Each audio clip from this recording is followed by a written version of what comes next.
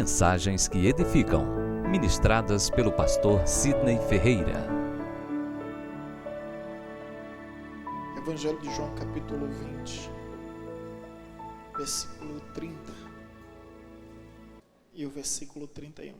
Na verdade, fez Jesus diante dos discípulos muitos outros sinais que não estão escritos neste livro. Estes, porém, foram registrados para que creiais que Jesus é o Cristo, o Filho de Deus, e para que, crendo-os, tenhais vida em seu nome. Amém? Eu venho diante dos meus irmãos confessar mais uma vez a minha profissão de fé. Eu acredito em milagres. Eu acredito em milagres com toda a minha força. E até mesmo nos momentos de maiores dúvidas, eu não deixei de acreditar em milagres. Eu acredito de tal forma, de tal maneira, que apresentarei uma situação hipotética por meio de especulações e conjecturas, somente para que os irmãos entendam o nível de convicção. Eu acredito ao ponto de que, se a associação de pastores da minha cidade viesse a deixar de acreditar em milagres, eu continuaria acreditando. Se a ordem de ministros evangélicos do estado da Bahia, a qual faço parte, Ormiban, deixar-se de acreditar em milagres, eu continuaria acreditando. Se a convenção de igrejas batistas brasileiras, no Brasil e no mundo, através da convenção nacional, deixasse de acreditar em milagres, eu continuaria acreditando. Se o Conselho Federal de Pastores e Teólogos deixassem de acreditar em milagres, eles não me convenceriam do contrário. Se uma legião de anjos viesse do céu e apresentasse um edito homologado, um decreto outorgado, que não haveria mais milagres, eu continuaria acreditando em milagres. Eu acredito em milagres porque eu acredito em Deus. E o Deus do qual eu acredito é um Deus de milagres. E todas as tentativas humanas, por meio de teorias que surgiram na história, através do iluminismo, do racionalismo, foram completamente vãs, ao ponto de que não supriram o anseio e não atenderam a deveras necessidade que o homem tem de viver os milagres. Tanto ceticismo, tantas posições agnósticas e ateias já surgiram ao longo da história, mas não conseguem nos convencer do contrário, porque todos os dias eu vejo milagre e me escandalizo com quem não consegue perceber que a vida é um milagre.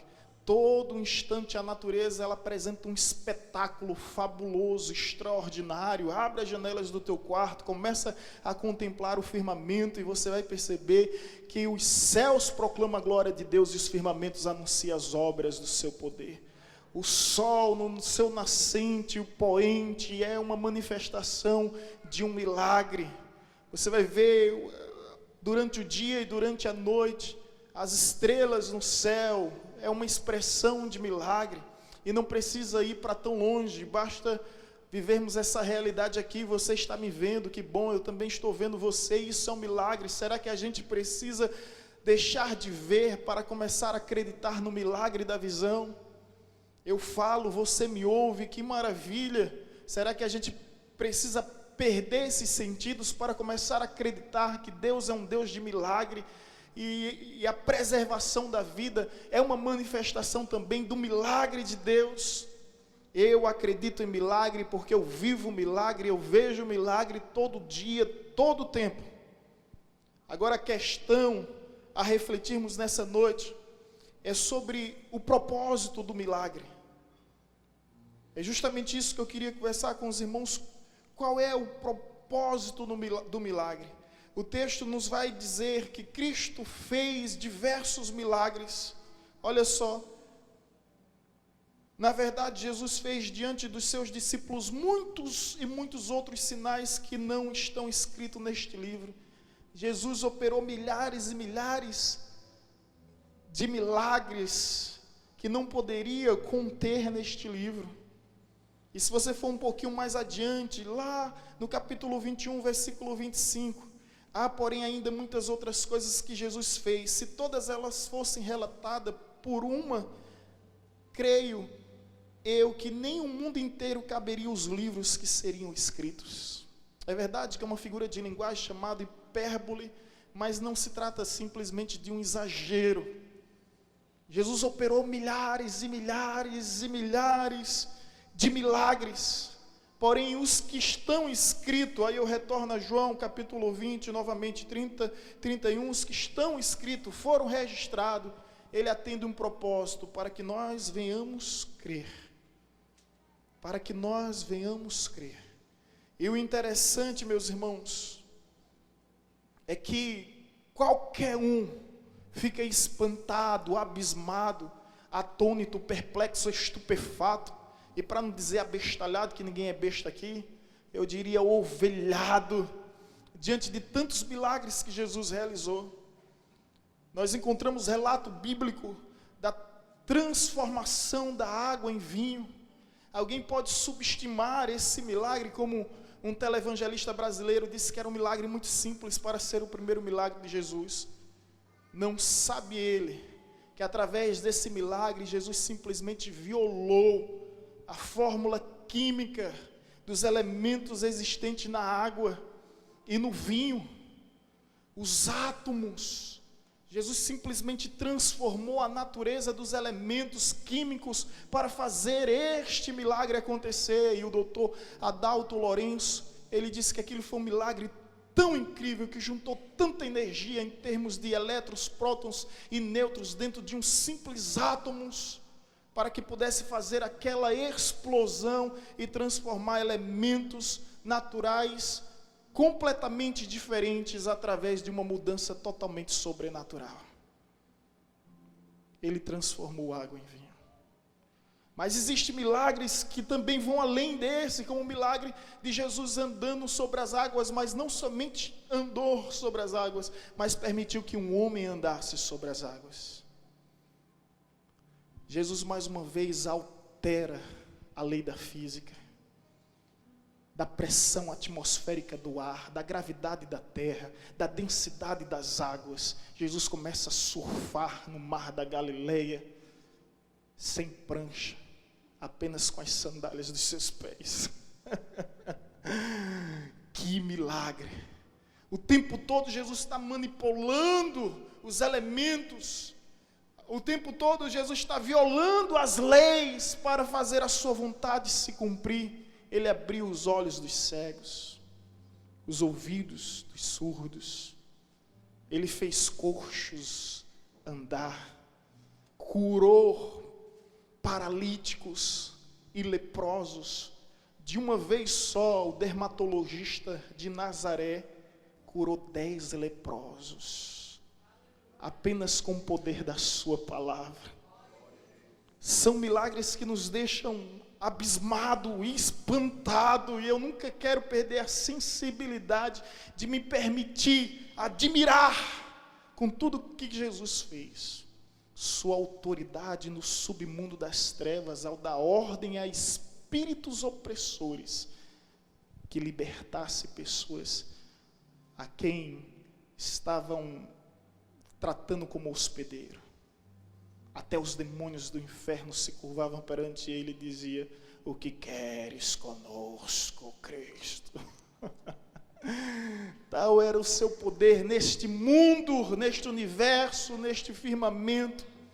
Agora, entre tantos milagres, existe um milagre que de fato nos assusta, que é o milagre da ressurreição. Isso porque a medicina, os médicos e os medicamentos podem fazer muito por quem está vivo, mas por quem já morreu não há mais nada a se fazer. Porém, o carpinteiro da Galileia, de Nazaré, esse sim tem todo o poder. E você sabe que Jesus, em todo funeral, ele acabava interrompendo com um culto fúnebre. Em todo funeral, ele acabava interrompendo com um culto fúnebre. Assim foi com o filho da viúva de Naim, assim foi com a filha de Jairo. Jairo não levou sua filha até Jesus, ele trouxe Jesus até a sua filha. Que lição extraordinária Jairo nos dá, ao ponto de não levar simplesmente a sua casa a Jesus, mas trazer Jesus para a sua casa. E o milagre aconteceu.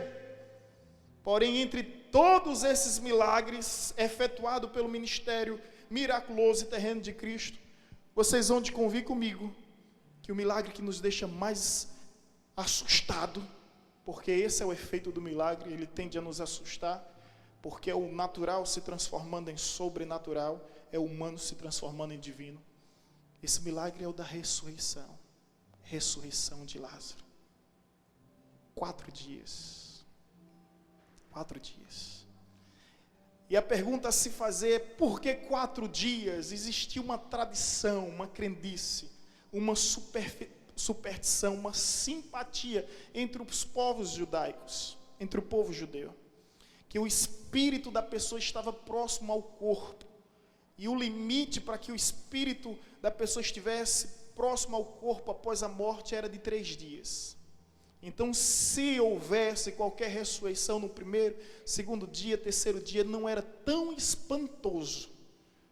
Era um absurdo, mas havia essa crendice, que depois do terceiro dia o espírito simplesmente se afastava da pessoa e não havia mais possibilidade alguma dela reviver. Por isso que Jesus espera 4 dias. Ano passado nós tivemos o privilégio, a honra de irmos a Betânia, uma experiência incrível, porque nós visitamos o túmulo de Lázaro, e nós descemos naquele túmulo subterrâneo. São 3 vãos, são mais de 30 degraus. Quando Jesus diz: tirai a pedra, aquele tempo, aquele intervalo de tempo, para que Lázaro pudesse subir degrau por degrau, é um hiato que causa pavor. Eu imagino como aquelas pessoas estavam assustadas e dizendo: será que Lázaro ressuscitou ou não? E alguns outros: que vexame, que constrangimento, porque já fedia, e foi isso que Maria disse: Senhor, já fede, já faz 4 dias, o corpo já estava podre, fétido, pútrido, em decomposição, em estado de putrefação, o corpo já era um cadáver. O sentido da palavra cadáver, carne dada aos vermes. Imagino que, por ser amigo de Jesus, Lázaro se encontrava na glória eterna, no paraíso celestial. Até que de repente uma voz brada, e não brada simplesmente naquele túmulo, mas brada reverberando na eternidade, dizendo: Lázaro, venha para fora.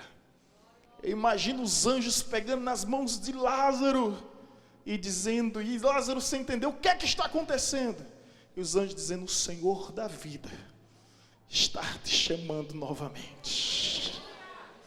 Alguém pode pensar: como isso é possível? Ele rompeu com os grilhões da morte, a morte sobre ele, sobre a sua palavra, sobre a sua autoridade, sobre o seu poder, não tem mais nenhum efeito, porque ele é o Senhor dos vivos e dos mortos, deste mundo e do universo geral que existe, dessa terra e dos céus. São esses milagres que nos deixam espantados. E a Bíblia apresenta 3 tipos de milagres. No original grego, permita-me apresentar essa verdade. Existia uma expressão no grego chamada semeion. Semeion significa o milagre que servia como sinal. Existe uma outra expressão no grego chamada dunamis, que significa explosão. Esta palavra originou a outra palavra tão conhecida, dinamite.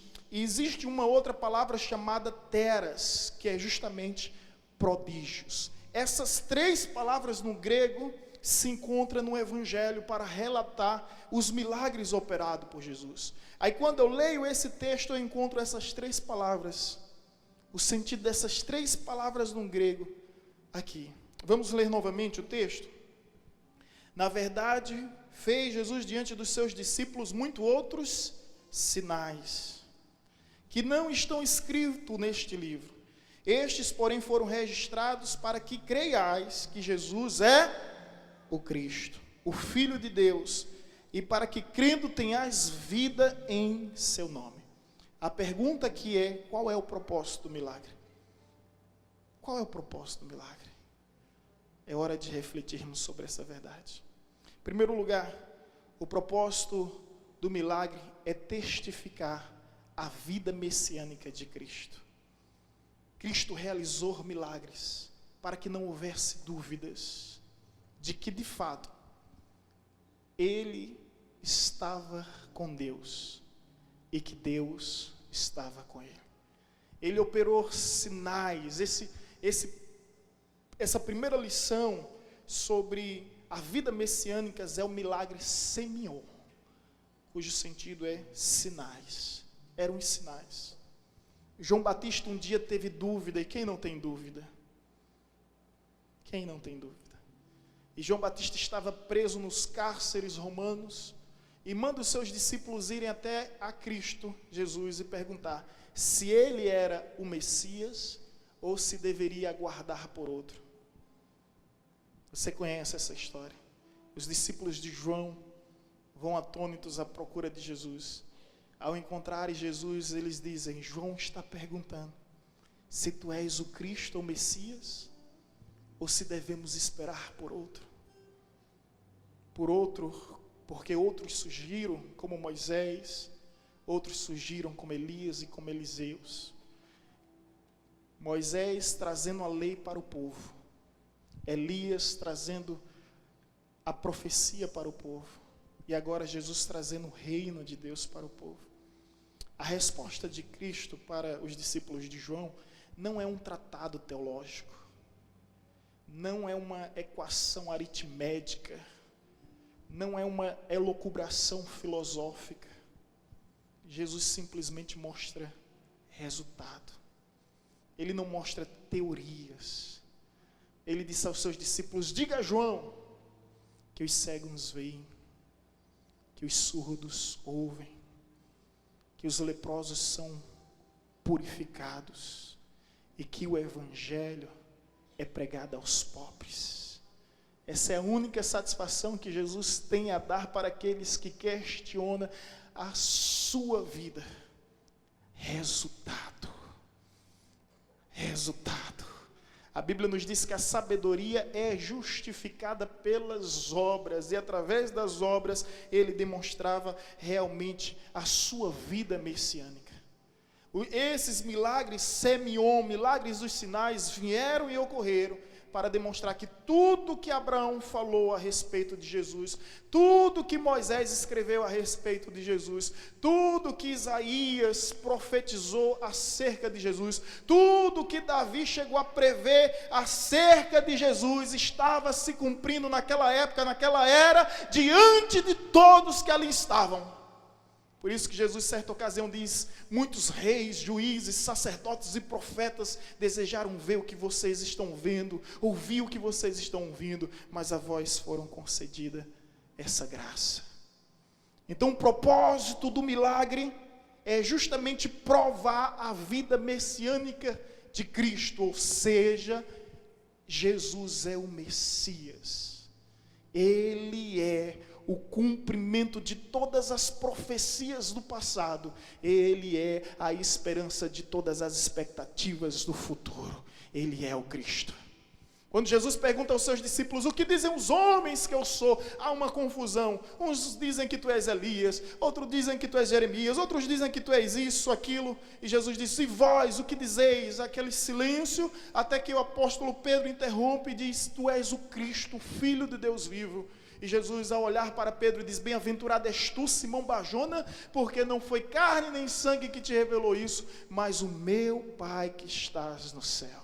Se você tem o entendimento que Jesus de fato é o Messias, você já está vivendo um dos maiores milagres, que é o milagre Semyon. É o sinal que Deus simplesmente tocou no seu coração para que você viesse a acreditar que Jesus é o Messias, que Jesus é o Cristo.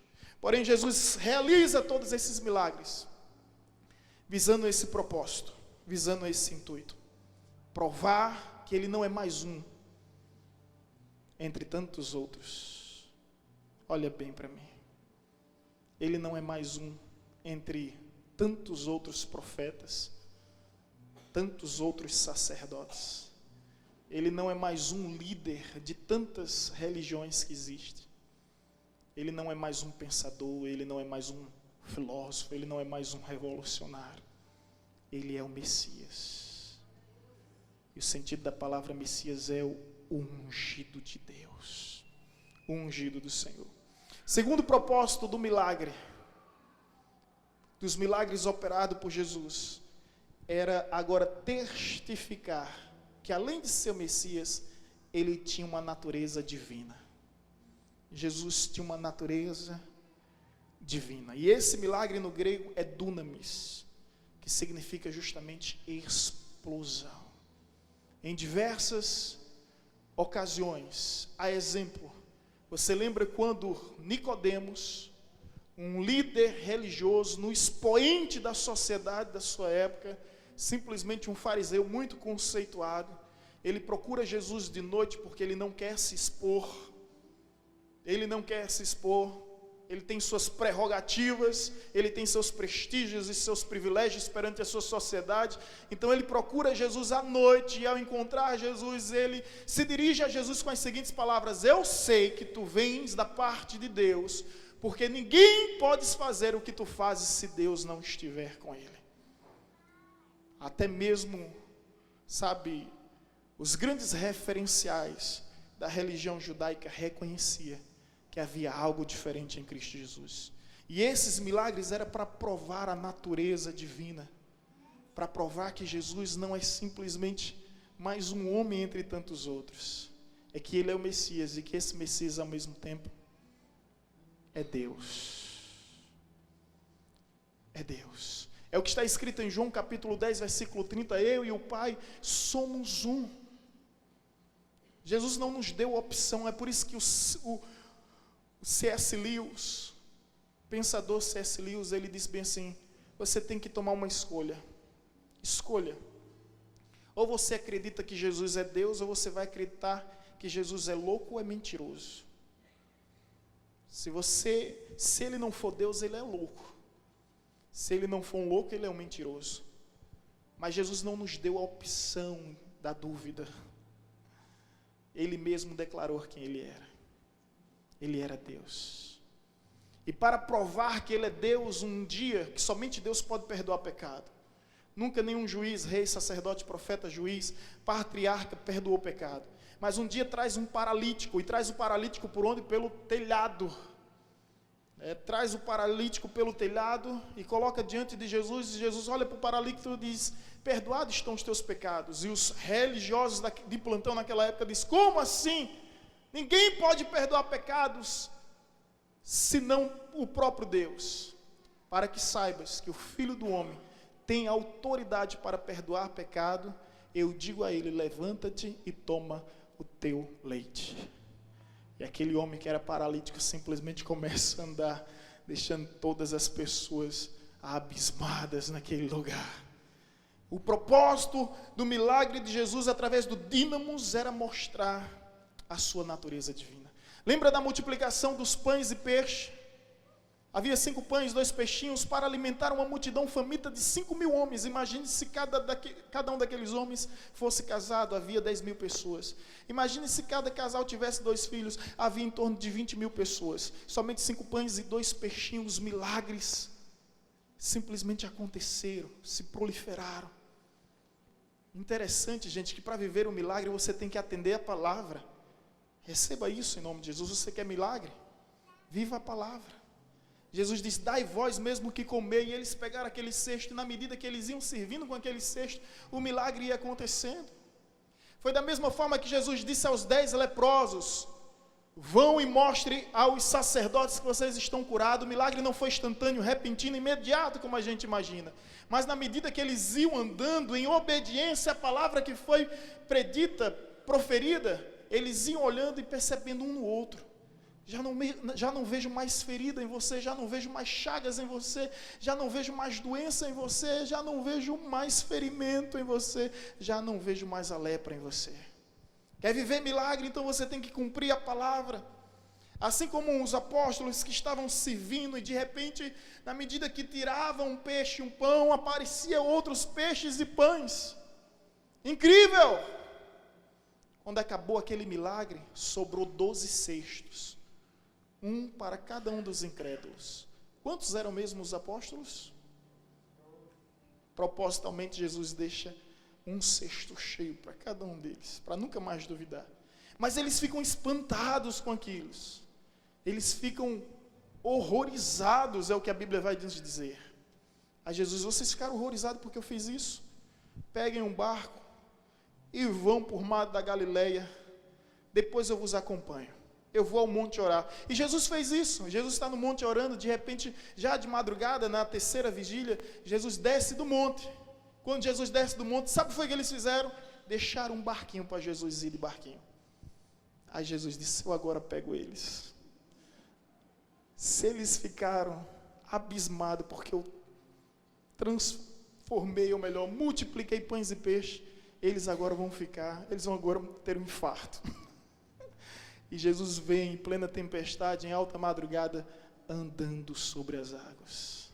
A primeira visão que eles tiveram é um fantasma, porque até então nunca a mente humana concebeu uma ideia como essa, de alguém poder andar sobre as águas, desafiar a lei da gravidade da terra, a pressão atmosférica do ar e a densidade das águas. E Jesus vinha andando sobre as águas.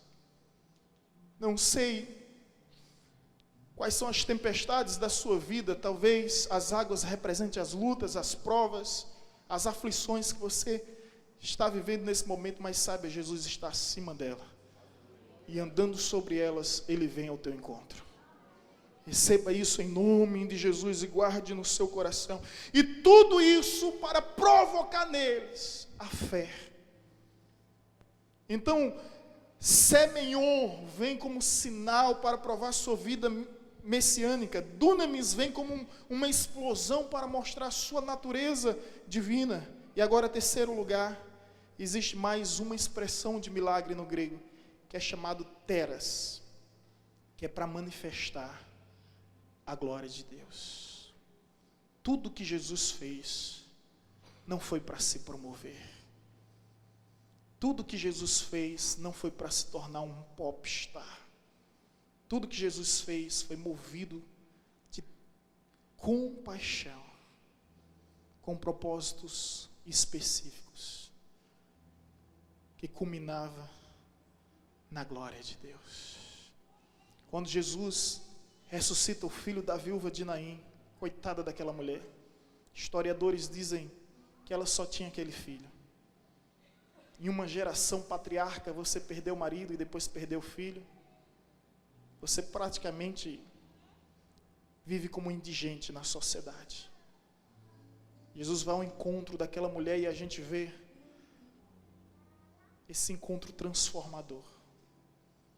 Quando Jesus toca no esquife, porque o judeu não pode tocar no defunto, ele toca no caixão e dá a ordem. Aquele menino simplesmente abre os olhos. Eu fico imaginando o tanto de gente que correu naquela hora. Tanto de gente que saiu correndo,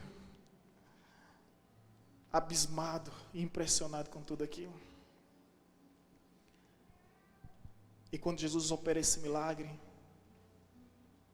as pessoas começam a dizer: verdadeiramente, Deus levantou um profeta em nosso meio.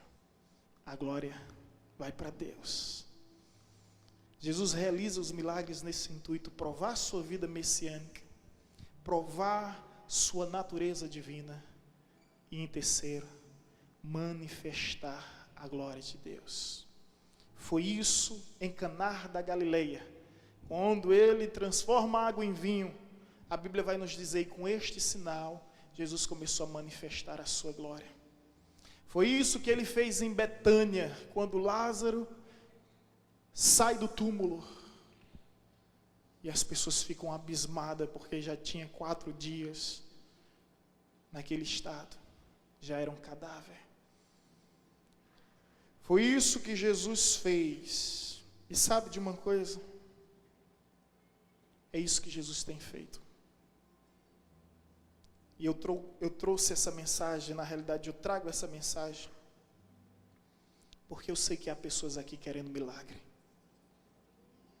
Eu sei que há pessoas nesse lugar precisando de um milagre.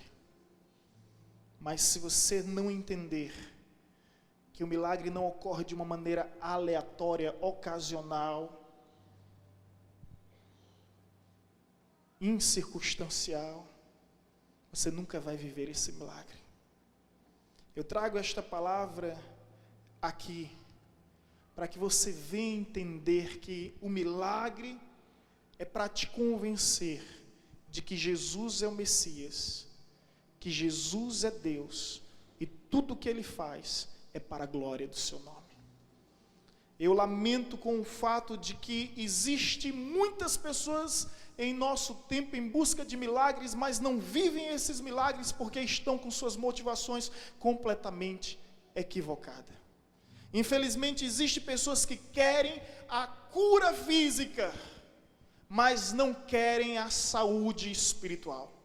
Infelizmente, existem pessoas que querem a prosperidade terrena, mas não querem as riquezas eternas. Infelizmente, existem pessoas que buscam os prestígios humanos, mas não querem a glória de Deus.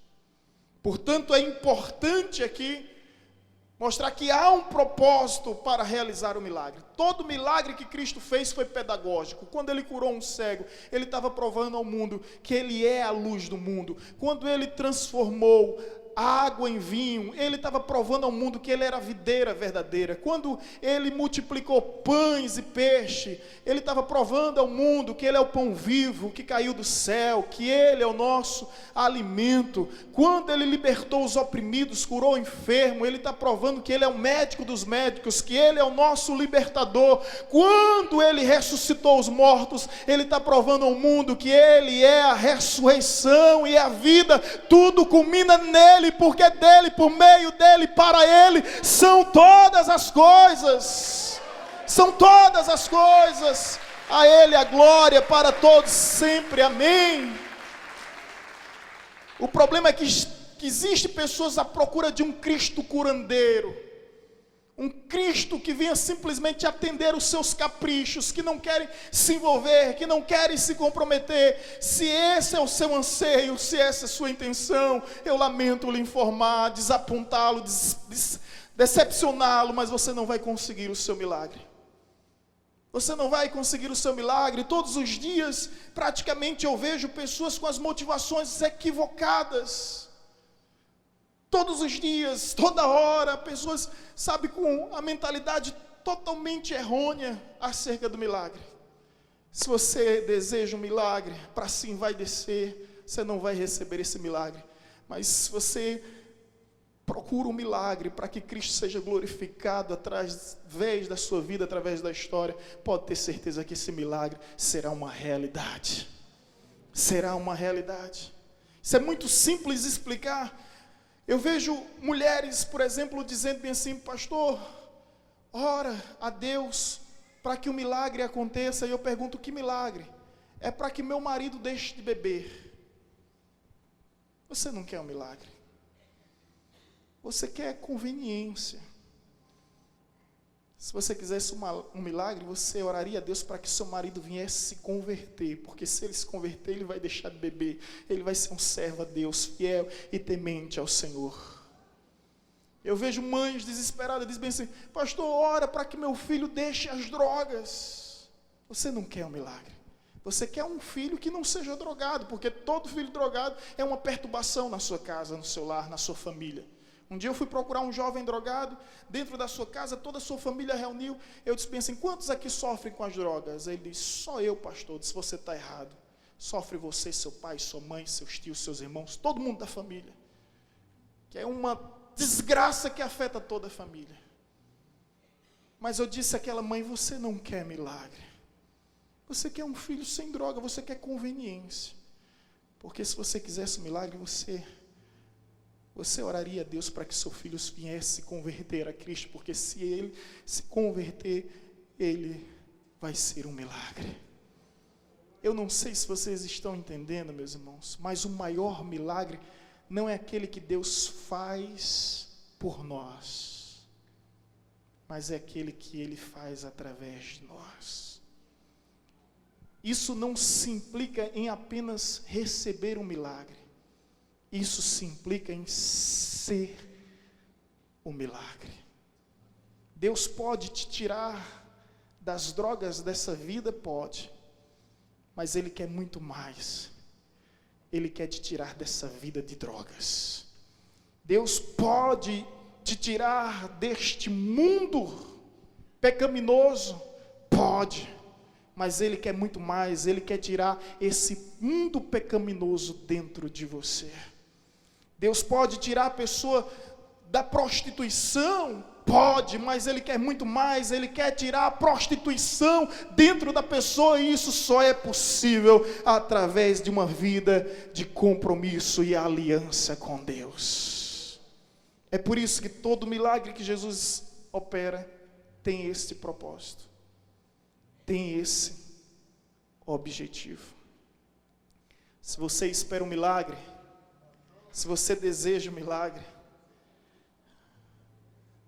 depois eu oro pelo seu milagre. Se você deseja um milagre, se você ora, se você anseia por esse milagre, entenda qual é o propósito. Um dia eu estive conversando com uma pessoa, e ela disse: pastor, eu tenho orado, Deus não tem me atendido. E eu disse: o que é que você tem pedido a Deus? Ela fez uma relação enorme. Eu li aquela relação. Depois eu olhei para ela e disse bem assim: é para quem? É para quem que você quer tudo isso? Ela não conseguiu responder, apenas disse: eu entendi, pastor. Talvez se eu perguntasse: para que você quer tudo isso? Ela responderia de imediato. Mas a pergunta é outra. A pergunta é: para quem? Ei, olha bem para mim. Eu não sei qual milagre que você precisa. Eu não sei qual foi o milagre que você veio buscar. Eu não sei qual milagre que você está à procura. Mas eu gostaria de te fazer uma pergunta: para quem você quer esse milagre? Para quem? Se for para você, eu lamento informar, mas raramente você vai viver esse milagre. Mas se você entender que tudo converge nele, que tudo procede dele, que tudo culmina nele, se você entender que que Deus não somente quer fazer um milagre em sua vida, mas Ele quer fazer da sua vida um milagre. Se você conseguir entender isso, meu irmão, se prepara, porque a sua vida será uma vida de milagres. Uma vida de milagres. Eu tenho tantos milagres para contar, não somente em minha vida, na minha casa, na minha família, na igreja. Quer ver um detalhe? Quantos aqui tem milagres para contar? Levante suas mãos. É impossível viver com Cristo e não ter uma história de milagres para contar. É impossível. Eu lembro quando a minha esposa ainda como universitária, na Universidade Federal em Pernambuco, ela sentiu dores fortes no estômago, foi procurar um médico. Ela vai se recordar disso agora. E o médico disse, olha, o seu problema é vesícula. Pediu os exames, Vanessa fez. E disse bem assim, olha, seu problema é vesícula. E se não for, eu rasgo meu diploma. Que ousadia, né? Lembra disso? Que ousadia do médico, né? E ele era muito conceituado, tinha o doutorado, estava no seu PhD e tantas especializações. Vanessa fez o exame mais preciso e o diagnóstico veio da maneira favorável. Não era vesícula. Vanessa chegou lá e disse bem assim, doutor, graças a Deus não é, mas o senhor não precisa rasgar o seu diploma, porque o médico dos médicos já fez a cirurgia em minha vida. Ele me curou, Ele me libertou. Eu lembro do nascimento do nosso filho, eu sempre conto isso, porque foi algo muito comovente para a gente, quando Gabriel nasce sem vida, e diante daquela situação, a gente viu o desespero dos médicos, naquele centro cirúrgico, o desespero. Eu fiquei olhando, observando tudo aquilo, e eu disse, Deus, já não há mais o que recorrer, senão a Ti. E a única recordação que eu tenho daquele dia foi estender minhas mãos e declarar, sangue de Cristo tem poder, sangue de Cristo tem poder, sangue de Cristo tem poder. E a criança começou a chorar. E a criança começou a chorar para a glória de Deus. E segundo os médicos, ele ia sobreviver, mas ia sobreviver com sequelas. E graças a Deus, não há nenhuma sequela em sua vida, porque nós cremos num Deus de milagres, num Deus de maravilhas. E esse Deus é o mesmo, nada mudou. Ele continua agindo da mesma forma. Aquele que andou na Galileia, em Nazaré, em Caná, que andou em Betânia, ele está andando aqui em Paulo Afonso, na Igreja Batista Nacional Evangelizadora. Ele está vindo ao teu encontro para te curar, para te sarar, para te libertar, para realizar um milagre em sua vida. Para realizar um milagre em sua vida. Por onde Jesus andou, aonde Jesus esteve, Ele marcou o lugar, Ele marcou as pessoas com milagres. Por isso eu creio em milagres. E ainda que Miguel, Gabriel, seja qual for o arcanjo, querubim, serafim, os 24 anciãos, os 4 seres viventes, venha me procurar e dizer bem assim, olha pastor, não existe essa questão de milagre. Eu vou dizer, está repreendido em nome de Jesus, para trás de mim, Satanás. Porque eu creio em milagres, porque eu sirvo a um Deus de milagres, que está operando milagres em todo tempo. E eu quero orar, clamando aos céus, para que o teu milagre receba em nome de Jesus, para que o teu milagre seja manifesto agora, nessa hora, para a glória de Deus. Vamos nos colocar em pé em nome de Jesus.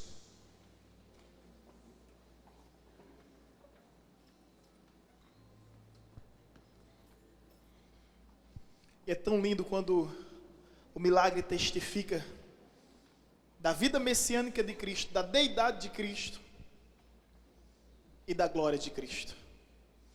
Esses dias, Valdir, permita-me, esses dias isso é lindo demais, sabe, gente?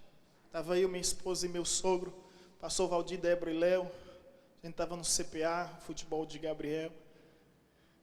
Aí depois Valdir passa, aí meu sogro diz, esse aí realmente é um milagre de Deus. E eu entendi o que meu sogro quis dizer, sabe? Quando ele diz bem assim, este aí realmente é um milagre de Deus, ele quis dizer que existem outros que não são. Eu entendi o que ele quis dizer. Mas é tão bom nós sermos marcados por uma vida de milagres. Não somente receber o milagre, mas viver o milagre. Ei, Deus, eu vou profetizar, Ele vai realizar um milagre na sua vida. Mas você não vai somente receber este milagre, você vai viver este milagre. Sabe por quê, irmão? Porque é através da tua vida e da tua história que o nome de Cristo será glorificado, que o nome de Cristo será engrandecido. As pessoas vão olhar para ti. Olhei aqui para o meu irmão Braz e me lembrei de uma pessoa que veio até a igreja. Na realidade ligou para ele: Braz, você é crente, não é? E Braz disse: eu sou. De que igreja? Da Igreja Batista Evangelizadora. Aí essa pessoa veio para a igreja, e no mesmo dia que ela veio aqui à frente e aceitou Jesus. Ela disse bem assim: pastor, eu estou aceitando Jesus por causa do testemunho. Essas foram as palavras. Do testemunho de Braz, eu quero ser igual a ele. Olha que coisa forte, gente. Mais importante do que receber um milagre é viver o milagre. E se Deus tem um plano na sua vida, se Deus tem um projeto na sua vida, se Deus tem um propósito na sua vida, Ele vai te dar uma grande história para você contar. E isso só é possível através de um milagre. Receba o milagre da parte de Deus. Estenda suas mãos agora. Eu quero profetizar esse milagre. O Deus que manipulou os elementos químicos da natureza, o Deus que violou todas as leis naturais, o Deus que transcendeu toda lógica, toda razão, esse mesmo Deus que possui todo o poder nos céus e na terra, que vai além dos diagnósticos dos médicos, que vai além dos exames da saúde, que vai além dos efeitos do medicamento, que vai além de toda a ciência da medicina. Esse mesmo Deus que vai além de toda a legislação humana, esse Deus que rompe com todas as regras para manifestar a sua glória, o seu poder. Esse Deus se encontra neste lugar, e em seu nome nós clamamos um milagre.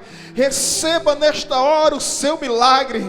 Sinta a sua mão arder, sinta o seu coração ferver, e receba o milagre que vem dos céus para a sua vida. E entenda que mais do que fazer um milagre em sua vida, Ele quer fazer da sua vida um milagre. Oh, Xadarabassura de Bassura de Canto Labadas. Receba o milagre das céus, da parte de Deus. Receba em nome de Jesus.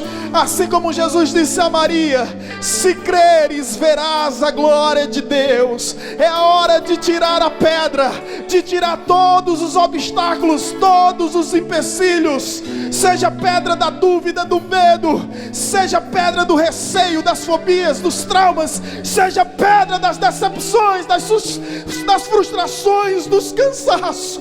Retira todas essas pedras que te impedem de contemplar a glória de Deus, e receba agora o milagre que vem dos céus para a sua vida. Pai, eu sei que sempre me ouves, e não é por mim que eu te peço, mas por eles, para que eles saibam que o Senhor estava em Cristo, e que Cristo está no meio da sua igreja. Portanto, eu peço ao Pai, em nome do Filho, que haja nessa noite, neste lugar, milagres, sinais, prodígios e maravilhas, para que o teu nome seja glorificado, para que o teu nome seja engrandecido. Receba nesta hora o seu milagre. Receba nesta hora o seu milagre. Em nome de Jesus.